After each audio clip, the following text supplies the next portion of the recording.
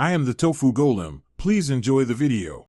You'll start by verifying your iPhone can use live photos and that you have a suitable clip. Open Photos, select the live photo of the car, or convert a short video to a live photo using an app. This preserves motion.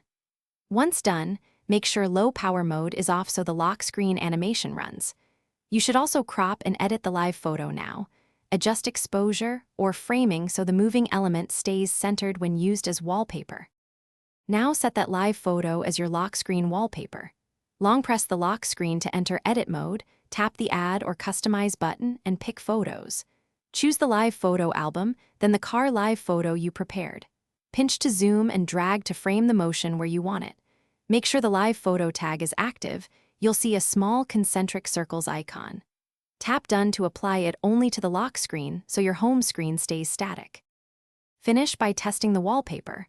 Wake the phone and press or long press the lock screen to see the car animate. If it doesn't move, reconvert the source video to a live photo and reapply. Sometimes resaving fixes metadata issues. Also confirm low power mode is off, then restart the iPhone if needed. One key troubleshooting tip: if press interactions are blocked, check accessibility and Face ID attention settings. They can prevent the lock screen from responding to touch in some configurations. Thanks for watching. Consider subscribing if we helped you today.